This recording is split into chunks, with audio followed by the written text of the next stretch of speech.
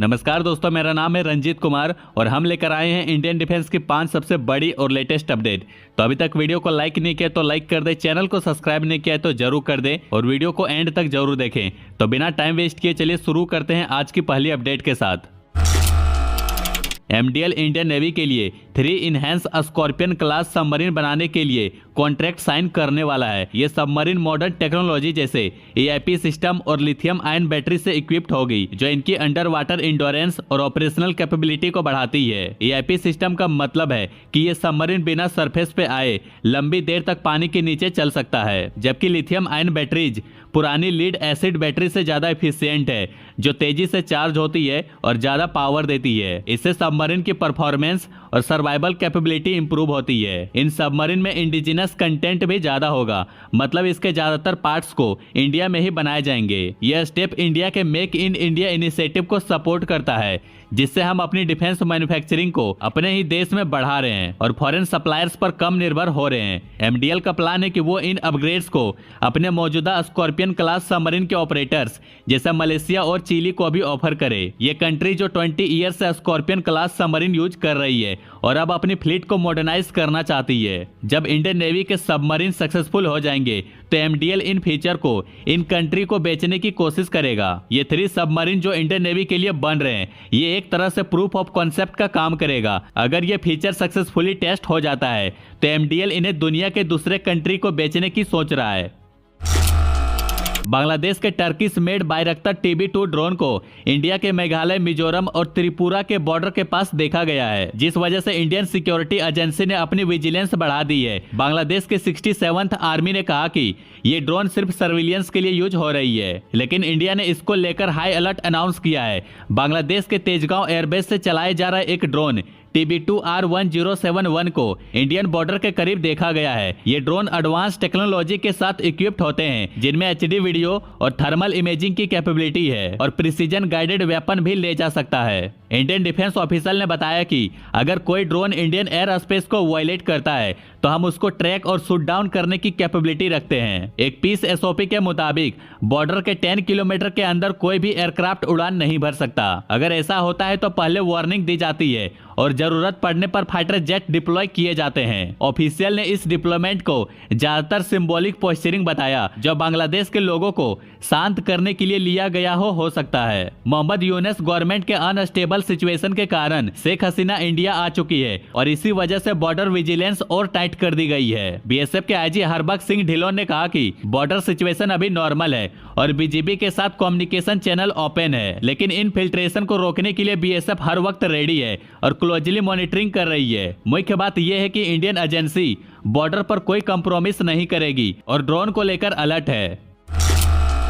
BrahMos aerospace ने अपने BrahMos 2K hypersonic missile को लेकर थोड़ा ठंडा रिस्पांस देखा है, इसलिए ब्रह्मोस एरोस्पेस और रसिया मिलकर मिसाइल के टेक्निकल स्पेसिफिकेशन और प्राइसिंग को रिवाइज कर रही है। पहले फीडबैक में मिसाइल के हाई डेवलपमेंटल और प्रोडक्शन कॉस्ट को लेकर परेशान थे, इसलिए दोनों देश मिसाइल को बेहतर बनाने और कॉस्ट को बैलेंस करने पर काम कर रही है। ब्रह्मोस 2K को रसिया के जिरकॉन मिसाइल का इंडियन वेरिएंट बनाया गया है, जो एक scramjet power hypersonic cruise missile है। पहले इस मिसाइल की स्पीड मार्क 6 तक होने की उम्मीद थी और रेंज 800 से 900 किलोमीटर थी और यह मिसाइल न्यूक्लियर वॉरहेड नहीं रखता था और इसे सिर्फ कन्वेंशनल ऑफेंसिव पर्पस के लिए डिजाइन किया गया था। लेकिन इंडिया के ट्राई सर्विसेज ने एक्सटेंडेड रेंज की मांग की थी, इसलिए ब्रह्मोस एरोस्पेस अब इस मिसाइल की रेंज को 1300 किलोमीटर से 1500 किलोमीटर तक बढ़ाने की सोच रहा है। इससे मिसाइल का स्ट्राइक पोटेंशियल बढ़ेगा और ये कन्वेंशनल और स्ट्रेटेजिक ऑफेंसिव रोल में और भी इफेक्टिव होगा। ये मॉडिफिकेशन मिसाइल को ज्यादा कैपेबल बनाएगा,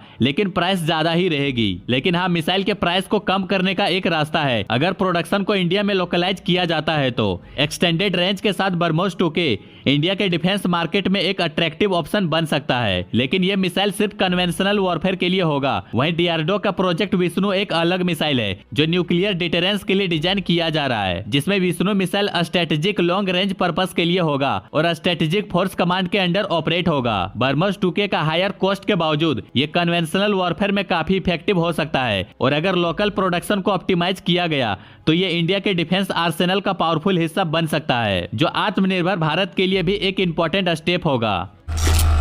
पाकिस्तान एयरफोर्स अपने पुराने F-16 जेट के लिए नए air to air missile replace करने जा रहा है। ये डिसीजन यूएसए के मिसाइल की सप्लाई डिले होने के बाद लिया गया है। पिछले कुछ टाइम से पाकिस्तान को यूएसए से नए मिसाइल की अप्रूवल नहीं मिल रही थी और इसका रीजन पॉलिटिकल और जियोपॉलिटिकल इशू है जो इंडिया पर पाकिस्तान की गलती से जुड़ी है। अब पाकिस्तान एयरफोर्स ने टर्की के बनाए हुए मिसाइल गोकदोगन लॉन्ग रेंज BBRAA और बजदोगन शॉर्ट रेंज SRAAM को अपने F-16 फ्लीट में इंटीग्रेट करने का फैसला लिया है। गोकदोगन एक एडवांस मिसाइल है जो रडार गाइडेंस और पावरफुल रॉकेट मोटर के साथ लॉन्ग डिस्टेंस तक एक्यूरेट टारगेट कर सकता है। बजदोगन एक हीट सीकिंग मिसाइल है जो क्लोज कॉम्बैट सिचुएशन के लिए परफेक्ट है। पाकिस्तान के पास जो F-16 ब्लॉक 15 जेट है उनका टोटल नंबर 57 के आसपास है जो कि पुराने हो चुके हैं और उनके लिए नए यूएस मिसाइल की सप्लाई नहीं हो रही है। यूएसए ने ये मिसाइल पहले अफगानिस्तान वॉर के दौरान हेल्प के रूप में दिया था, लेकिन जब पाकिस्तान ने इन्हें इंडिया के खिलाफ यूज किया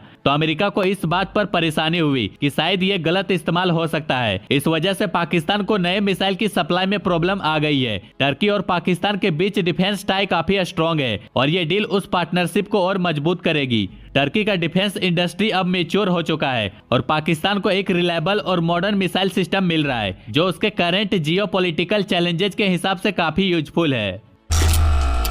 अजरबैजान ने इंडिया को एक सरप्राइजिंग अप्रोच दी है जिसमें इंडिया के बनाए हुए वेपन की खरीदारी के लिए है जो एक मिडिल ईस्टर्न कंट्री के थ्रू हुई है। ये तब हुआ जब अजरबैजान ने आर्मेनिया को दिए गए इंडियन वेपन पर अपनी बेचैनी जताई थी। अजरबैजान का मानना है कि आर्मेनिया को दिए गए वेपन का उनके मिलिट्री स्ट्रेंथ पर कोई खास फर्क नहीं पड़ता और वो इन्हें आसानी से काउंटर कर सकता है, इसलिए उन्होंने इंडिया के डिफेंस इंडस्ट्री के रिपुटेशन पर सवाल उठाए थे। अजरबैजान ने यह बयान इंडिया के डिफेंस एक्सपोर्ट के जवाब में दिए थे जिसमें पिनाका रॉकेट लॉन्चर सिस्टम और कुछ और एमुनिशन शामिल थे। ये क्रिटिसिज्म साउथ कोकेकस में चल रहे टेंशन को दिखाता है और ये भी दिखाता है कि रीजनल पावर्स अपने मिलिट्री स्ट्रेटेजी को कैसे देखते हैं। अजरबैजान पहले टर्की और इजराइल से ज्यादातर मिलिट्री हार्डवेयर लेता था। टर्की ड्रोन और यूएवी टेक्नोलॉजी देता है और इजराइल से भी कुछ वेपन मिलते हैं, लेकिन अब इजराइल की फोकस गाजा ऑपरेशन पर बढ़ गई है जिस वजह से अजरबैजान को दूसरे सप्लायर की तरफ देखना पड़ रहा है। इंडिया का मेक इन इंडिया इनिशिएटिव भी बढ़ रहा है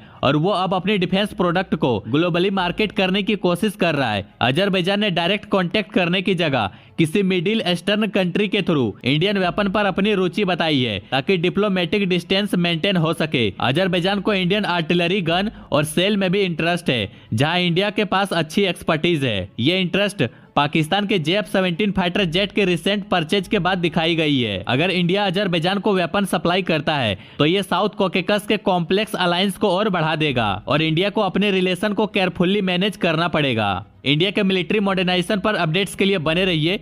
बाकी लाइक एंड सब्सक्राइब जरूर करें।